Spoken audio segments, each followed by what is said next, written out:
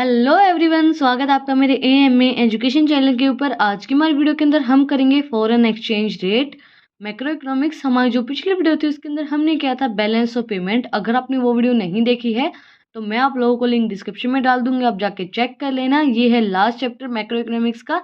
इसी के साथ जो भी हमारे चैप्टर्स थे मैक्रो इकोनॉमिक्स के वो कंप्लीट हो गए हैं। Foreign exchange rate, foreign exchange rate at which currency of one country is exchange for currency of other country। Foreign exchange rate वो रेट होता है जो हम एक्सचेंज करते हैं एक कंट्री की करेंसी दूसरी कंट्री की करेंसी के साथ, वो रेट होता है foreign exchange rate. Systems of exchange rate, fixed exchange rate सबसे पहले है हमारे। In this system exchange rate is officially determined by the government. इस सिस्टम के अंदर क्या होता है, जो हमारा रेट होता है वो गवर्नमेंट बताती है कि जो भी हमारी करेंसी का रेट होगा वो गवर्नमेंट डिसाइड करेगी। Merits and demerits of fixed exchange rate. Merits: suitability, increase international trade, help to control influence, help in coordinations of macro policies across different countries। Help करेगा, हमारा सुटेबल रहेगा, हमारे लिए increase करेगा international trade को and control करने में help करेगा जो भी हमारा इन्फ्लुएंस होता है, और कोऑर्डिनेशन के अंदर हेल्प करेगा हमें। डीमेरिट्स क्या होंगी? Huge international reserves required, restrict the movement of capital, discourage vouchers capital, impart rigidity in the resource allocation. ज़्यादा हमें इंटरनेशनल जो रिजर्व्स रिक्वायर्ड होंगे, डिस्ट्रिक्ट करेगा, हमारी कैपिटल की मूवमेंट ज़्यादा नहीं हो पाएगी, डिस्कास करेगा वाउचर कैपिटल को, एंड हमें रेजिडिटी होगी रिसोर्स को एलोकेशन करने में। रिसोर्स एलोकेट कैसे करेंगे हम? Flexible exchange rate, in this exchange rate is determined by the supply and demand for different currencies. Flexible exchange rate को हम सप्लाई एंड डिमांड के अकॉर्डिंगली ही डिटरमाइन करेंगे। Merits of flexible exchange rate: no requirement of gold reserves, gold reserve की हमें ज़्यादा requirement नहीं होगी, पर Morse mobility of a capital, increase vouchers capital, optimum resource allocation. हम ऑप्टिमम रिसोर्स को एलोकेट कर पाएंगे, हमें ज़्यादा गोल्ड की रिजर्व की भी जरूरत नहीं होगी, एंड प्रमोट करेगा हमारी मोबिलिटी एंड कैपिटल्स को। Demerits of flexible exchange rate: Instability in international money market, bilateral trades agreements become difficult, policy formulation become difficult। Policies को फॉर्मुलेट करना डिफिकल्ट हो जाएगा, क्योंकि जो हमारा फिक्स्ड एक्सचेंज रेट होता है वो तो गवर्नमेंट बताती है, बट ये क्या होता है, ये डिमांड एंड सप्लाई के अकॉर्डिंगली होता है, तो पॉलिसीज को फॉर्मुलेट करना बहुत ज़्यादा डिफिकल्ट हो जाएगा इसके अंदर।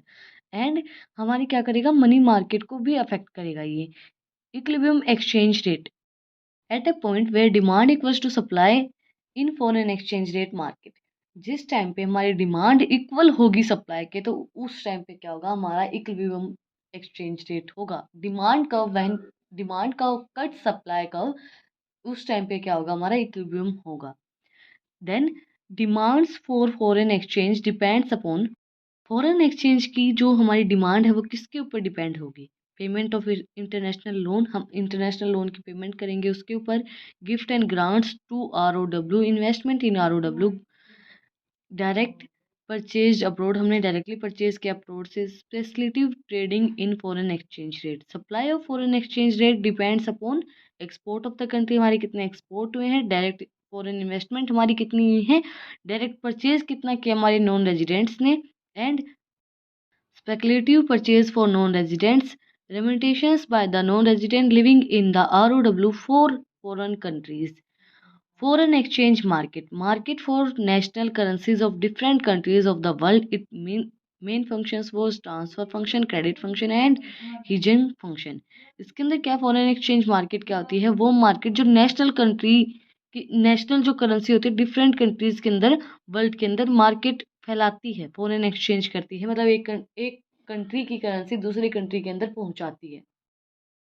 Spot market and forward market. Spot market deals with currency sales and purchase of a foreign exchange or at a spot rate of each। Spot market deal करती करेंसी की सेल एंड परचेज के ऊपर, foreign exchange spot rates के ऊपर। And forward market deals with buying and selling of foreign exchange rate on specified future date at a rate of agreed upon today. Forward market deal करती है buying and selling of foreign exchange rate एक specified future date के ऊपर, and जिस rate के ऊपर उसने agree किया है टुडे, जिस रेट के ऊपर उसने आज एग्री किया है। Manage floating, it is a system that allow adjustment in exchange rate according to the specified rules and regulations in the international money market. Management floating वो सिस्टम होता है जो एडजस्टमेंट करता है एक्सचेंज रेट के according to the specified rules. जो हमारे specified rules regulations होते हैं इंटरनेशनल मनी मार्केट के अंदर, उनको मैनेज करता है मैनेज्ड फ्लोटिंग। डर्टी फ्लोटिंग का मतलब ये नहीं गंदी फ्लोटिंग या फिर गंदी फ्लटिंग सोच रहे हो आप। Dirty floating it is a system in which in the central bank allows the exchange rate to be determined by the market forces but intervenes at a time to influence the exchange rate.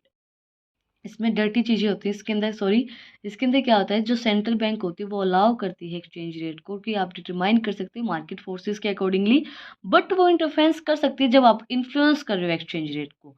मतलब आप उसको, ये हो रहा है कि आप उसको दबा रहे हो तो गवर्नमेंट उसके अंदर इंटरफेरेंस कर सकती है, बट मार्केट फोर्सेस के अकॉर्डिंगली आप एक्सचेंज रेट को डिटरमाइन कर सकते हैं।